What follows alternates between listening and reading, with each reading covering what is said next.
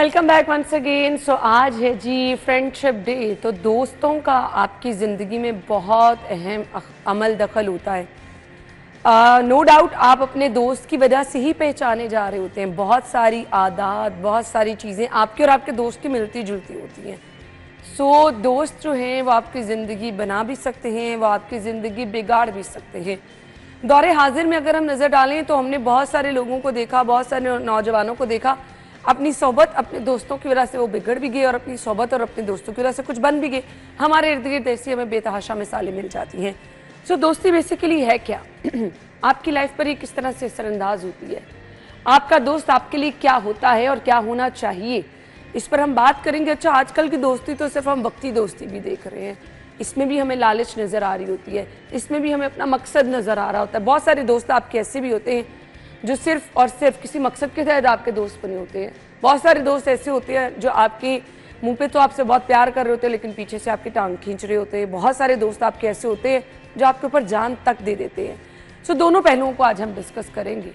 कुछ दोस्त तो ऐसे होते हैं कि वो आपकी पहचान भी बन जाते हैं, आपकी जान भी बन जाते हैं। सो ये दोस्ती के दोनों पहलू आज डिस्कस करेंगे और ये हमारी नफ्सियात पे किस तरह से असर करते हैं। हमारे नफ्सियात इतने ज़ारा नकवी हमारे साथ मौजूद हैं। अस्सलाम वालेकुम जी। वालेकुम अस्सलाम। ठीक ठाक है आप? जी मैं खैरियत से। दोस्ती है क्या बेसिकली? हमारा माइंड किस तरह से इसको प्रिपेयर करता है कि हमारा कोई दोस्त है? और कुछ दोस्त तो ऐसे स्पेशल हो जाते हैं कि आप उसको फैमिली से भी ज़्यादा इंपॉर्टेंस दे रहे होते हैं। अपने हर डिसीजन में, अपनी हर चीज़ आप उससे शेयर करके बड़ा रिलैक्स फील कर रहे होते हैं। बिल्कुल, मैं डिफ़ाइन करूं कि दोस्ती असल में है क्या। बात ये है कि इंसान चूँकि एक सोशल बीइंग है, कुदरत ने पैदा ही किया है इसे कलेक्टिव सोसाइटी में रहने के लिए।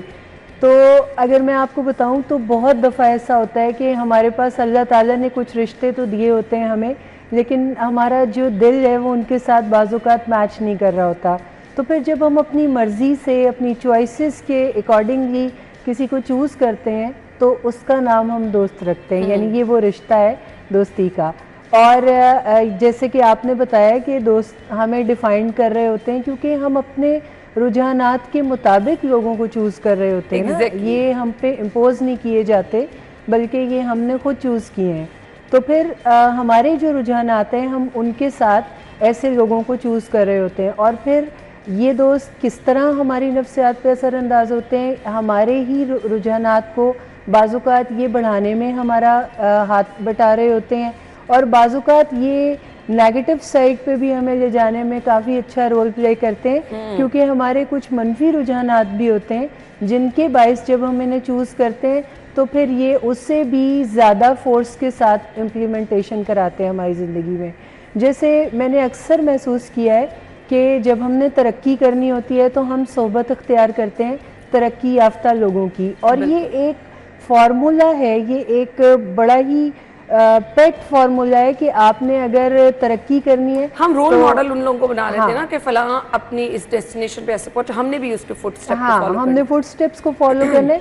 तो हम उनकी कंपनी में बैठते हैं, हम उनसे सीखते हैं कि वो किस तरह अपनी ज़िंदगी में चीज़ों को लेके चल रहे हैं। लेकिन बाज़-औक़ात हमारे मनफी रुझानात में भी ये दोस्तियाँ काफ़ी अच्छा रोल प्ले करती हैं।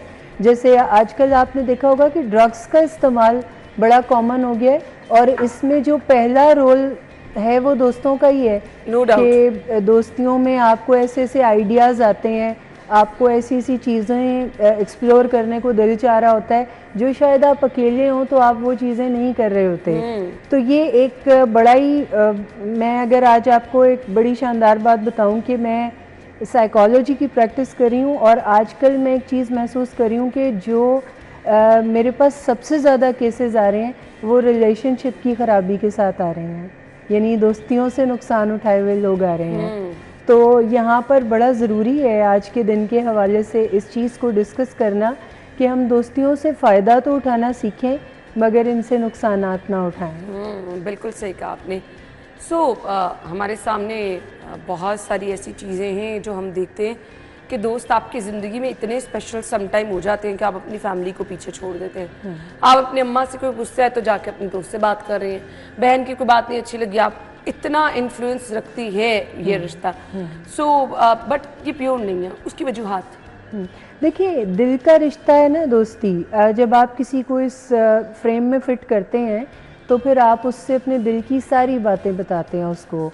जैसे आप घर में कभी हर्ट होते हैं, किसी प्यारे की कोई बात बुरी लगती है, आप किसी स्टैंडर्ड के ऊपर अपने आप को मेंटेन नहीं कर पा रहे होते, कोई भी तकलीफ़ या कोई भी खसारा आपके साथ होता है तो आप दोस्त के साथ शेयर करते हैं। यहाँ पे बड़ा ज़रूरी है कि दोस्त का आगे से रवैया क्या होना चाहिए। जैसे मैं अगर आपको बताऊं तो ये बिल्कुल कोई हेल्दी रिलेशनशिप नहीं है, ये अच्छी दोस्ती नहीं है जब आप अपने दोस्त के साथ सिर्फ हमदर्दी कर रहे होते हैं और आप उसको उसके खसारों का एहसास ज़्यादा दिला रहे होते हैं।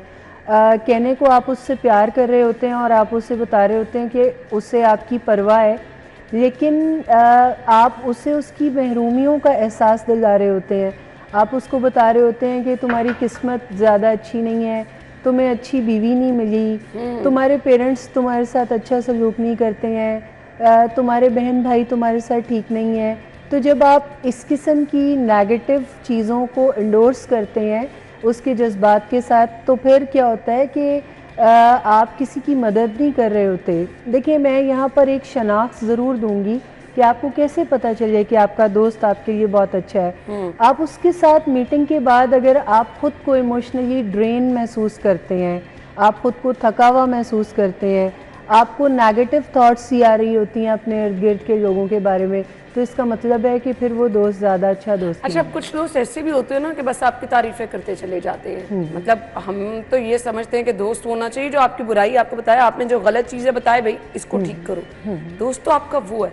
बट कुछ दोस्त ऐसे होते हैं बस आपकी तारीफें करते चले जाते हैं, आप में जो बुराई भी है, आप में जो गलत चीज़ भी है उसको भी हाईलाइट नहीं करते। और एक दोस्त वो हैं जो सिर्फ आपकी अच्छी चीज़ों पे भी तनकीद करते चले जाते हैं। ये दोनों एक अलग पर्सनालिटी है। देखिए, ये अच्छे दोस्त और ख़राब दोस्त की निशानियों में से एक है कि अच्छा दोस्त जो है वो आपकी तनकीद करता है लेकिन आपकी इज्जत और एहतराम में कमी नहीं आने देता। Exactly. यानी और किसी के सामने वो चीज़ें हाईलाइट नहीं करता। वो इंटरवीन करता है आपकी ज़िंदगी में। यानी अगर मैं आपको मुदाखलत बताऊं तो दो तरह से होती है।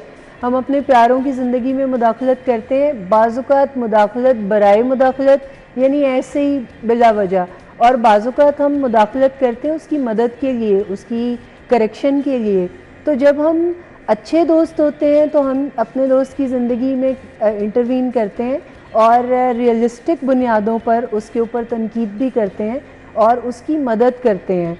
लेकिन बाज़-औक़ात हम मुकाबला करते हैं, हम हसद करते हैं और हम ज़्यादा अच्छा रोल प्ले नहीं कर पाते क्योंकि हम कहीं ना कहीं ख़ुद भी अपने दोस्त के साथ किसी कंपटीशन में अपने आप को डाले हुए होते हैं। तो इसके लिए एक बड़ा प्यारा सा वर्ड है कि हम लेग पुलिंग कर रहे होते हैं।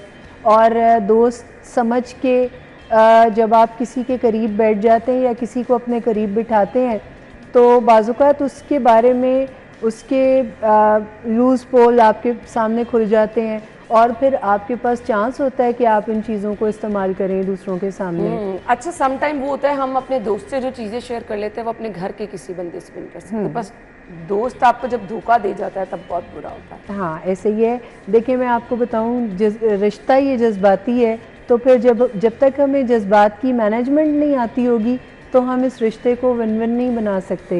और अगर मैं आपको बताऊं तो दोस्तियों या किसी भी रिश्ते के बारे में अगर आपको बताऊं तो इसमें कई टाइप्स हैं जिनके थ्रू हम इन चीज़ों को डील कर रहे होते हैं। जैसे कि बाज़-औक़ात हम विन विन बना रहे होते हैं, लेकिन ये बहुत कम रेशो में ऐसा हो रहा होता है।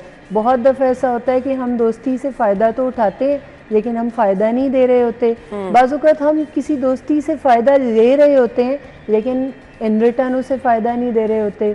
तो अगर मैं आपको बताऊं तो जो बेस्ट टाइप है दोस्ती की वो विन विन है, जिसमें आप बेनिफिट्स देते हैं और बेनिफिट्स लेते हैं। ये कोई बेस्ट टाइप है दोस्ती की। आजकल दोस्ती मतलब की भी होती है, तो ये जो मतलब के लोग हैं इनसे आपको कैसे दूर होना है? देखिए, दोस्त हमेशा आपको ना, वो एक बहुत ही शानदार मौला अली का कॉल है कि हर इंसान अपनी ज़बान के पीछे पोशीदा है। तो जब भी आप अपने दोस्त के साथ कुछ टाइम गुजारते हैं, कुछ वक्त गुजारते हैं, तो आपके ऊपर बिल्कुल अयां हो जाता है कि उसके कुछ मकासद हैं आपके साथ, और अगर कोई सिर्फ मकासद के साथ आपके साथ दोस्ती में है तो फिर आपको विजिलेंट होने की नीड है। आपको चाहिए कि फिर आप अपनी सेफ्टी में काम करें। अच्छा जी, दोस्ती में इख्तलाफात भी होते हैं, सो वो इख्तलाफात तो समटाइम ऐसे हो जाते हैं दोस्ती ख़त्म हो जाती है, समटाइम वो दोस्ती में इख्तलाफात होते हैं, आप दोबारा से दोस्त हो जाते हैं।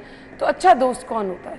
देखिए, इख्तलाफात होना तो एक बड़ा कॉमन फिनोमेना है, हाँ, घर क्योंकि में आपके कोई होते हैं। से दो दिमाग एक तरह से कभी नहीं सोचते, तो फिर इख्तलाफात होते हैं। अच्छा, जब इख्तलाफात होते हैं और आपका दिल ज़रा सा खट्टा होता है किसी की तरफ से, तो फ़र्स्ट ऑफ़ ऑल आपको करने की क्या ज़रूरत है कि आप खुद से, यानी विद इन योर सेल्फ, आप क्लैरिटी ऑफ माइंड पैदा करें। यानी आप ये सेंस करें कि ये जो पूरा सिनेरियो ख़राब हुआ है, इसमें आपकी मिस्टेक कितनी है और सामने वाले की मिस्टेक कितनी है। और जब आप क्लियर माइंड हो जाते हैं, उसके बाद आप जाके अपने दोस्त के साथ कम्युनिकेशन करें। ओपन कम्युनिकेशन बहुत मदद करता है। और अगर मैं आपको बताऊं तो दोस्तियों की बुनियाद ही आपका कम्युनिकेशन है। जब आप किसी के साथ असर्टिव वे में टॉक कर रहे होते हैं, जब आप किसी के साथ बाउंड्रीज सेट कर रहे होते हैं, जब आप किसी को ना की जगह ना कह रहे होते हैं, जब आप किसी को हाँ की जगह हाँ कहने के काबिल हो जाते हैं, तो फिर इसका मतलब है आप उसके साथ बहुत अच्छी दोस्ती के ताल्लुकात में हैं। तो इख्तलाफात को भी मेरा ख्याल है कि असर्टिव वे में एक दूसरे के साथ शेयर करने का नाम ही दोस्ती है। अच्छा दोस्त कौन होता है? खुसूसियात क्या है अच्छे दोस्त? हाँ, अच्छे दोस्त की खसूसियात यही हैं कि वो आपका सपोर्ट सिस्टम बनता है, वो आपकी नेगेटिव थॉट्स को टर्न करता है इनटू पॉजिटिव। देखिए, ये काम आजकल दोस्त इस सीट पे नहीं बैठते, तो फिर हम थेरेपिस्ट की जो रिस्पॉन्सिबिलिटीज़ हैं वो बहुत ज़्यादा इंक्रीज़ हो जाती हैं। हालांकि अगर अच्छा दोस्त किसी की ज़िंदगी में होता है तो उसे इस किस्म के मसाइल ही नहीं आते, वो अपनी नेगेटिव थॉट्स को अपने दोस्तों के साथ बैठ के पॉजिटिव करने में कामयाब हो जाता है। बिल्कुल। और अगर मैं आपको बताऊं तो ज़िंदगी की क्वालिटी मेंटेन ही अच्छी दोस्तियों के साथ होती है। मैं एक अमेरिकन जर्नल पढ़ रही थी, जो साइकेट्रिक जर्नल 2020 में शाया हुआ। बड़ी एक अजीब बात उसमें मैंने मेंशन हुई भी देखी कि क्रॉनिक डिसऑर्डर से जो अमवात होती हैं उनकी शरह भी बहुत कम हो जाती है ऐसे अफराद में जिनकी ज़िंदगी में कोई सपोर्ट सिस्टम होता है, जिनकी ज़िंदगी में दोस्तियां होती हैं, वो बड़ी मुतमईन ज़िंदगी गुजार रहे होते हैं। यहाँ तक कि उनको जितने क्रॉनिक डिसऑर्डर्स हैं, शुगर, ब्लड प्रेशर, दिल का आर्जा, ऐसी चीज़ों में भी उनकी कॉम्प्लिकेशंस जो हैं वो कम देखने में पाई गई हैं, जिनमें के ज़्यादा दोस्तियाँ होती हैं, यानी सपोर्ट सिस्टम किसी का अच्छा होता है। इसी तरह अगर आप सोशल लाइफ में देखें तो आपको ज़्यादा अच्छी अपॉर्चुनिटीज़ मिलती हैं अगर आपकी दोस्तियाँ हैं। आप ज़्यादा अच्छे तरीके से ज़िंदगी को, यानी आपको जब एफिलिएशन मिलती है, ये एक हर इंसान की एक बुनियादी ज़रूरत है कि उसे एफिलिएशन चाहिए होती है, उसे सोसाइटी से सपोर्ट चाहिए होती है, उसे एक्सेप्टेंस चाहिए होती है। वो जिस किस्म का इंसान है उसे उस किस्म के इंसान के तौर पे एक्सेप्ट किया जाए। बन जाता है। Comfort zone. कुछ लोग ऐसे होते हैं जिनके बहुत सारे दोस्त होते हैं, कुछ लोग ऐसे होते हैं, मेरे बहुत सारे दोस्त हैं ही नहीं, एक दो शायद दोस्त होंगे। सो क्या मेरी पर्सनालिटी में कोई ऐसा इशू है कि मेरे सिर्फ एक आधा दोस्त है और वो लोग जो कि हर किसी को ही दोस्त बना लेते हैं, वो कैसे बना लेते हैं? अच्छा, मैं एक बात आपको बताऊं, ये जो बहुत बड़ी तादाद में दोस्त होते हैं, ये बाज़-औक़ात ये ज़्यादा बेनिफिशियल नहीं होते। जैसे सोशल मीडिया पे अगर हम बात करें तो हम सब के 5000 से ज़्यादा दोस्त होते हैं और इतनी बड़ी तादाद में हमारी ज़िंदगी में दोस्त होते हैं। लेकिन आप एक एक्सपेरिमेंट करके देख लें कि जब आपकी ज़िंदगी में कोई प्रॉब्लम इंक्रीज़ होता है, कुछ भी इशू होता है हाईलाइटेड, तो उन 5000 दोस्तों में से कोई एक भी नहीं होता जो आपके काम है। एग्जैक्टली ऐसे कह रहे हैं। और वो लिस्ट वो होती है जो आपकी तारीफें कर रहे होते हैं। ऐसे ही है, आप एक तस्वीर अपलोड करते हैं तो आपको उसके ऊपर कमेंट्स आना शुरू होते हैं। लेकिन बड़ा एक मैं यहाँ पे अलमिया ज़रूर आपके साथ शेयर करूँगी। अभी पिछले दिनों आपने एक खातून को देखा जिनकी डेड बॉडी को उनके फ्लैट में पाया गया 1 साल तकरीबन 8-9 महीने से, और उनके दोस्तों की तादाद बहुत बड़ी थी। और उनकी वफ़ात के बाद बहुत सारे लोगों ने उनसे दोस्ती का इजहार किया कि वो उनकी कुर्बत में थी, उनके साथ बहुत अच्छे ताल्लुकात थे। लेकिन अगर वो एकदम से गायब हो गई तो फिर इसका मतलब है उनका एक भी दोस्त नहीं था। और अगर आप अपनी ज़िंदगी में 1 या 2 दोस्त भी रखती हैं तो ये आपकी कामयाबी है कि कोई आपसे कंसर्न है, कोई आपका पता रखता है, कोई आपकी सालगिरह पे आपको विश करता है जेन्युइनली, कोई सिर्फ आपके लिए पोस्ट जनरेट नहीं करता बल्कि सोशल मीडिया वाले दोस्त हैं, ये कैसे होते हैं? सोशल मीडिया पे तो देखिए अभी तो शायद कुछ हालात बेहतर हो गए हैं, लेकिन एक वक्त ऐसा था कि आपको ये भी नहीं पता होता था कि सोशल मीडिया पे जो साहिबा आपको अप्रोच कर रही हैं वो साहिबा हैं या साहब हैं। वो आपको आते हैं ना, फ्रेंड रिक्वेस्ट आई है, तो हाँ। वो वाकई आपके फ्रेंड होते हैं? वो आपके फ्रेंड नहीं होते, क्योंकि वो बाजुकात अपने जेन्युइन प्रोटोकॉल्स के साथ भी नहीं होते, वो अपने सही तारुफ के साथ भी नहीं होते। जैसे देखिए, इससे तो बेहतर है आप इस कुर्सी से दोस्ती करें, क्योंकि इस कुर्सी की कोई शनाख्त है, इसका कोई काम है। लेकिन आप जिन लोगों के साथ वहाँ दोस्ती कर रहे होते हैं, जैसे बहुत सारे चैट रूम्स और बहुत सारे मैसेंजर्स ऐसे हैं जो आपकी दोस्ती की नीड को फुलफ़िल करते हैं। अच्छा, आपको ड्रेन करते हैं इमोशनली, आपका टाइम वेस्ट करते हैं, लेकिन एंड में आपको पता चलता है कि इन ताल्लुकात से आपको कोई बेनिफिट नहीं। बिल्कुल ऐसे, बिल्कुल ऐसे। यहाँ तक कि इस प्रोग्राम के रेफरेंस में मैं एक चीज़ और शेयर करना चाहूँगी कि मैं दोस्ती का तारुफ आपके साथ एज अ ड्रग भी कराना चाहूँगी, क्योंकि दोस्तियाँ हमारी ज़िंदगी में जब नेगेटिव इम्पैक्ट डाल रही होती हैं तो ये बिल्कुल वो नेगेटिव इम्पैक्ट डालती हैं जो हमारी ज़िंदगी में मंशियात डालती हैं। शुरू में ये आपको बहुत ज़्यादा बज़ देती हैं, आपको किसी के साथ बात करके बहुत अच्छा लग रहा होता है, बड़ा इंटीमेट रिलेशन बन रहा होता है, बहुत ही शानदार मज़ा आ रहा होता है, और आपको ब्रेन में वो डोपामिन रिलीज़ मिल रहा होता है जो कि किसी को ड्रग देती है शुरू में। लेकिन आहिस्ता आहिस्ता क्या होता है कि रियलिटीज़ ओपन होना शुरू हो जाती हैं और आप उसी बज़ की खातिर वो ताल्लुक़ अपने साथ घसीटते रहते हैं, जबकि होता क्या है कि वो ताल्लुक़ आपके लिए इतना टॉक्सिक हो जाता है कि बाज़-औक़ात आप ना छोड़ सक रहे होते हैं ताल्लुक़ को और ना ही आप कैरी कर सक रहे होते हैं। तो यहाँ पर बड़ा ज़रूरी होता है कि आप फिर प्रोफेशनल हेल्प में आएँ, क्योंकि अब ये मैटर जो है ये आपके बस से बाहर चला गया है और आपकी मर्जी उस ताल्लुक़ पे नहीं चल रही है। तो ये बड़ा बिल्कुल आपने ठीक कहा। मैसेज क्या होगा देखने वालों के लिए? मैसेज बिल्कुल यही होगा कि अपनी इस बेसिक नीड को अंडरस्टैंड करें और अपनी ज़िंदगी में ऐसी दोस्तियों को शामिल करें जो दोस्तियाँ आपकी मोटिवेशन को बूस्ट दें, जो आपको मदद फराहम करें, जो आपको पॉजिटिव अप्रोच अपनाने में मदद करें, जो आपको ग्रेटिट्यूड में लेके जाएं, बजाय इसके कि वो आपके साथ ऐसा सलूक करें, आपके साथ हमदर्दी करें, आपको विक्टिम रोल में ले जाएं, आपके साथ सारा वक्त ऐसी बातें करें जो आपके बेनिफिट में नहीं है। और अगर आप किसी भी ताल्लुक़ में अपने आप को बेबस समझते हैं कि आप ताल्लुक़ को एमेंड नहीं कर पा रहे हैं, तो फिर आप उस ताल्लुक़ को एमेंड करने के लिए भी आप थेरेपी की मदद ले सकते हैं, जिसमें हम बड़े शानदार तरीके से लोगों की ज़िंदगियों में शामिल होके उनकी फैमिली लाइफ को, उनकी मैरिटल लाइफ को, उनकी दोस्तियों को उनके लिए बेनिफिशियल बनाते हैं। बिल्कुल आपने ठीक कहा। थैंक यू सो मच, आपके टाइम का बहुत बहुत शुक्रिया। हम आपको एक ब्रेक के बाद ज्वाइन करेंगे। Thank you so much.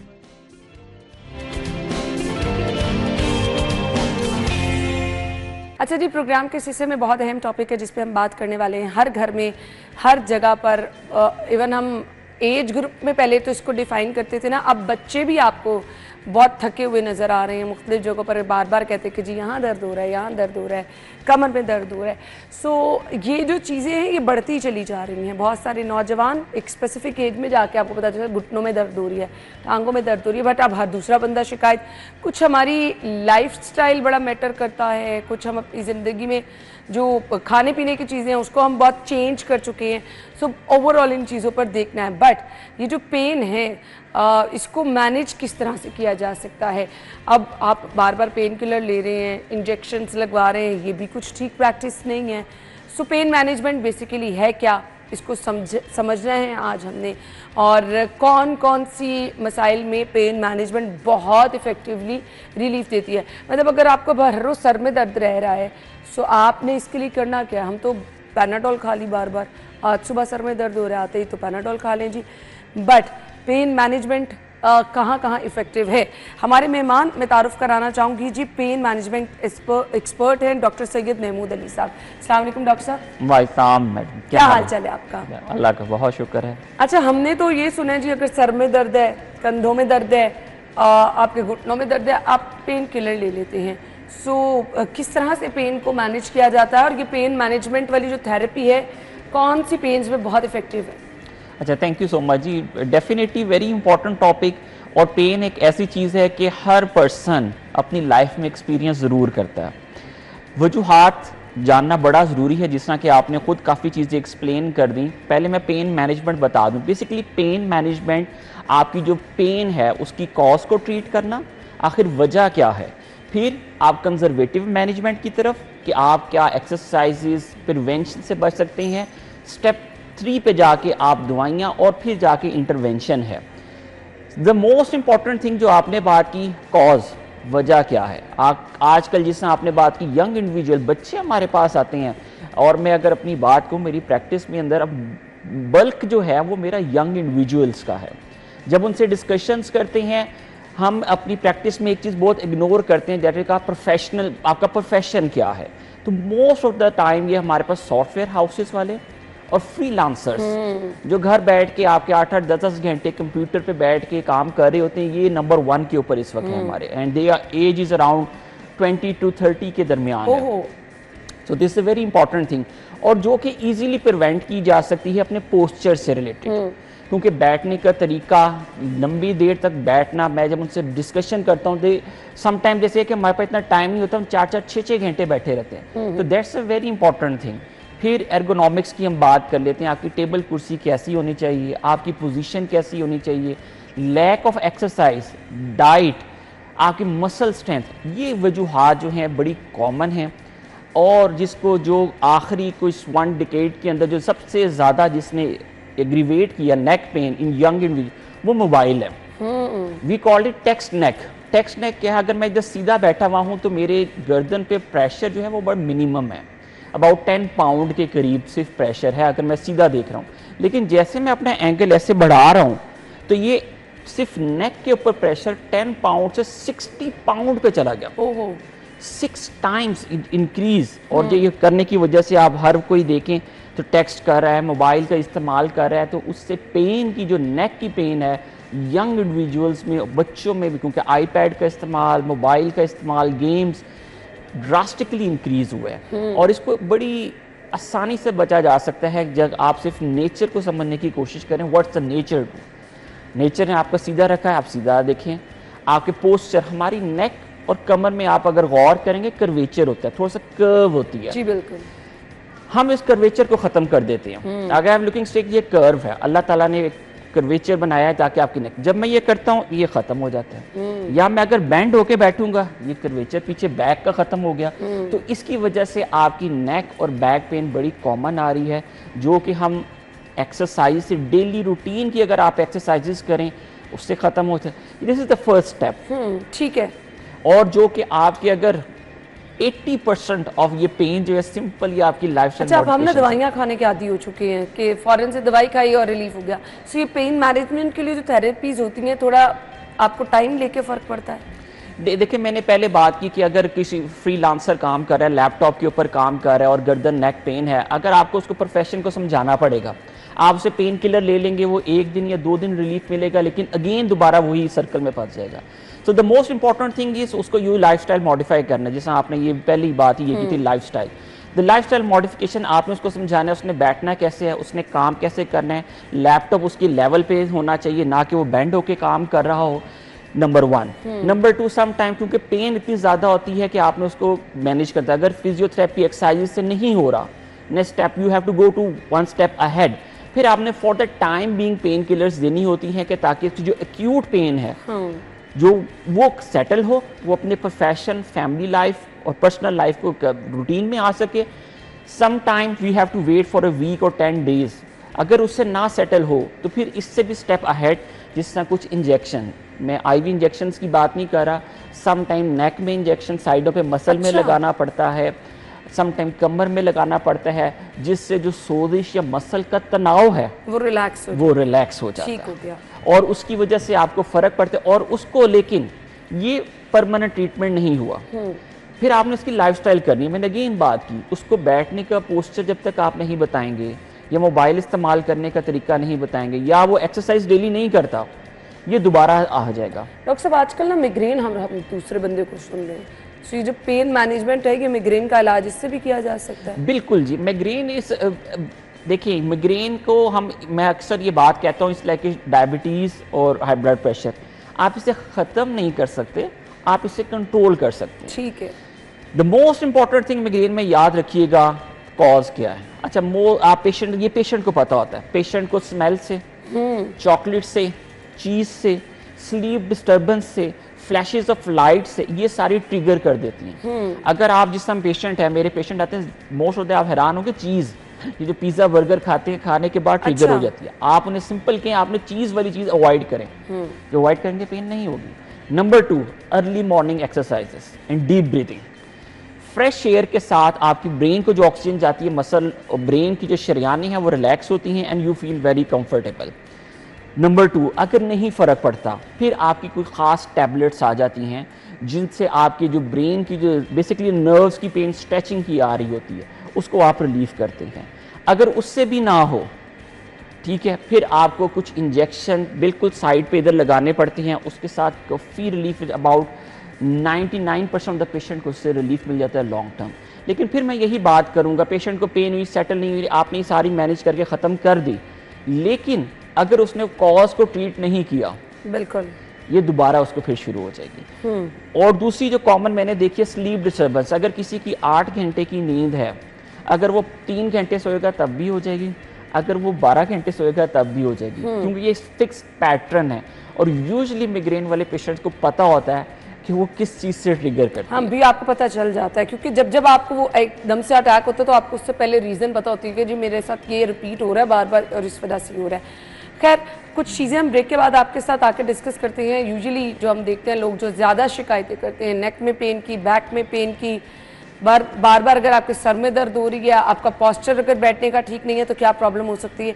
Doctor साहब हमें ब्रेक के बाद बताएंगे। ब्रेक के बाद ज्वाइन करेंगे, स्टे विद अस।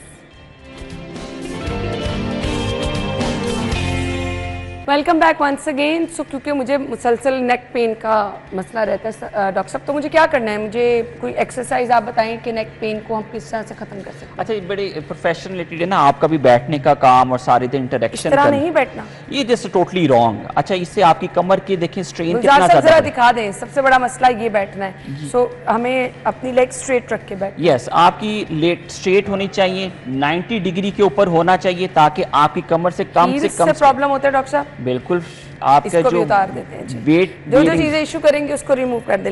हील्स भी उतर गई जी।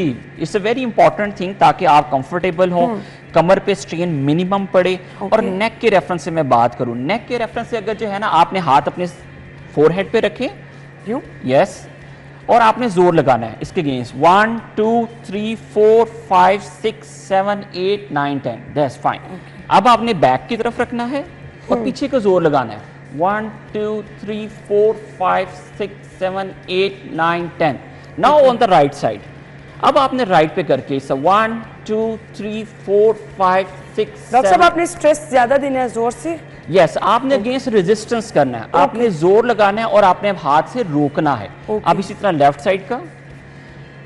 सो आपके ये नेक के चारों मसल जो हैं, ये आप इसको स्ट्रॉन्ग करेंगे। डेली एक्सरसाइज करनी है, ये 10 काउंट करना है और आपने मॉर्निंग टाइम पे 10 टाइम करना है। नंबर 2, ये नेक के मसल और शोल्डर को भी इंप्रूव करना है। शोल्डर को इंप्रूव करने के लिए श्रगिंग, जैसे आपने अपने नेक शोल्डर को ऊपर करना है और इसको काउंट करना है 1 2 3 4 5 6 7 8 9 10। तो छोड़ दे, रिलीज, ताकि आपके जो नेक एंड शोल्डर के मसल स्ट्रॉन्ग हो, आपकी नेक और पेन बहुत रिलीफ हो जाएगी। और अगर आप ज्यादा अगर शोल्डर की ओर करना चाहें तो जस्ट प्लेस योर हैंड, जिससे आपने ये हाथ रखा है, एंड जस्ट मूव 1 2 3 4 5। इस तरह आप 10 टाइम करेंगे तो ये आपके नेक फीट आपने नॉर्मल रखनी है क्या? Yes, that's fine. तो ये इतने को स्ट्रॉन्ग आपके नेक को मसल कर देंगे, आपकी दवाइयों से जान छूट जाएगी, आपकी कोई इंटरवेंशन नहीं करनी ये पड़ेगी। आपने रूटीन में करना है कितने टाइम के लिए? ये डेली अर्ली मॉर्निंग करने हैं, आपने कोशिश करें सोने से पहले भी रात को करें। ये उन लोगों के लिए स्पेशली कह रहा हूँ जो सुबह उठते हैं ना कि जिस्म में अकड़ाव, पट्ठों में अकड़ाव है, आप एक्सरसाइज करके लेटें और उठकर आपने एक्सरसाइजेस करनी है and you will back to your life. आप हैरान हो जाएंगे, मैं वैसे कह रहा हूँ कि कहेंगे डॉक्टरों से जान छूट गई, because these are the things जो आपको रूटीन में आपकी 80% ऑफ पेशेंट ये रूटीन में इसका डॉक्टर साहब बैक पेन की लोग बहुत शिकायत करते हैं, वो बैठने का हमारा पोस्चर क्या खराब होता है? Yes, bad posture. अभी जिस तरह अच्छी जो सीट्स होती है ना, जिस तरह ये वाली सीट है, इसमें आप एडजस्टेबल कर सकते हैं। Okay. ऊपर नीचे हाइट हर एक की कम ज्यादा है, आपकी एंगल बैठने का ये 90 डिग्री पे होना चाहिए ताकि आपकी एंगल पूरा हो। क्रॉस लेग नहीं करना चाहिए। इंक्लूडिंग मैं आपको एक बात बताऊं कि लोगों का सिर्फ बैठने का नहीं, सोने का भी, लेटने का भी posture is very bad. Even आपका पिलो बड़ा मैटर करता है आपकी नेक पेन अगर हो रही है। 110%, क्योंकि पोस्चर अगेन मैंने बात की, जब कर्वेचर जब खत्म, जब पिलो आप बहुत ऊंचा ले लेंगे या बहुत नीचा ले लेंगे, दोनों से प्रॉब्लम होगी। एक क्वेश्चन आपने भी मुझसे पूछा था अभी हम, तो उसमें ये मैं बताऊं कि ये लोगों का बहुत सवाल होता है कि मैट्रेस कैसा होना चाहिए, बहुत सॉफ्ट हो, और बहुत पिलो भी हार्ड हो। बहुत सॉफ्ट होना चाहिए कि हार्ड होना चाहिए? अच्छा, इसमें कोई ना ही बहुत सॉफ्ट हो, क्योंकि जब सॉफ्ट होगा आप उसके अंदर डीप चले जाते हैं, कर्वेचर खत्म हो जाएगा। हार्ड होगा लाइक अगर हमारा फ्लोर, वो भी रिकमेंडेड नहीं है। सो इन बिटवीन, ना बहुत हार्ड हो ना बहुत सॉफ्ट हो, ताकि वो आपकी बॉडी का जो स्ट्रक्चर है उसको अडेप्ट कर ले। ये बड़ी जरूरी है। अगर ये नहीं होता, लाइक अगर सोना है आपने करवट पे सोए, तो पिलो, अगर किसी की बैक पेन है तो पिलो अपने टांगों के दरमियान एक रखें। That's a very important thing. उससे आपका जो स्ट्रेच जो होगा वो मिनिमाइज हो जाएगा और आपके बैक के मसल रिलैक्स फील करेंगे। चलें, ये तो बहुत अच्छी चीज़ है। डॉक्टर साहब, ये एड़ियों में कुछ लोग दर्द की बहुत शिकायत करते हैं, सो वो जो मुसलसल, ये नहीं खड़े होने से होती है, बहुत सारी खवातीन जो किचन में काम करती हैं मुसलसल खड़े रहने से, क्या हमारे शूज़ मैटर करते हैं कि सारा वेट आपके पाँव पे आ रहा होता है, क्यों होता है? अच्छा, मैं को बात जनरल बात बताऊं, हम अब सारे हम यहाँ पे जितने बुजुर्ग देखे, सबसे नेग्लेक्टेड चीज जो हम करते हैं ना, अपने शूज करते हैं।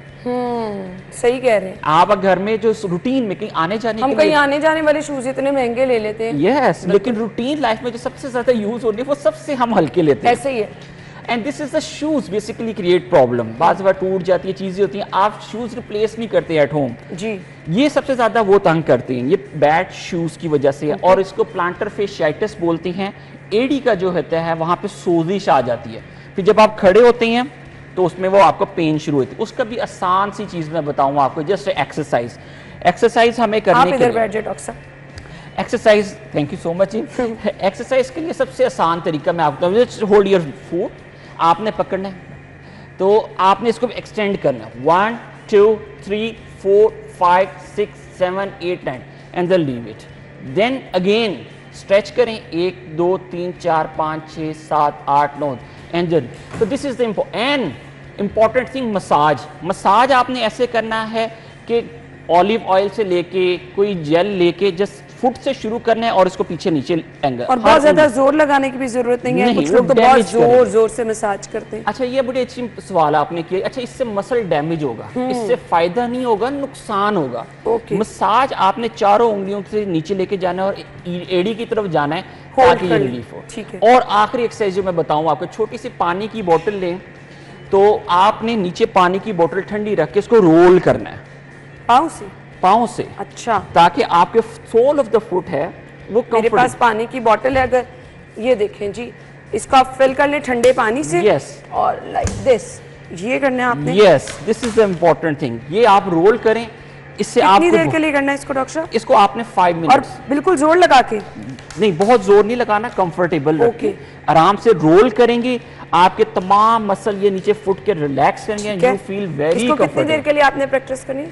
आपने इसको 1 मिनट के लिए करना है फॉर 5 टाइम, मतलब 5 मिनट हो Okay. जाएंगे। एक एक तो ऐसा करके आपने रिलीव करना है, आपके पाँव के मसल बहुत रिलैक्स हो जाएंगे। और हम तो पेशेंट को ये समझाते हैं, आपने पाँव का ऐसे ध्यान रखना है जैसे आपने फेस कर रखा है। चलें जी, ग्रेट डॉक्टर साहब, ये बड़ी चीज़ें आपने ज़बरदस्त बताएंगे, इसकी ज़रूर हम प्रैक्टिस करेंगे, फीडबैक भी लेंगे, आप तक पहुंचाएंगे। थैंक यू सो मच, आपके टाइम का बहुत बहुत शुक्रिया।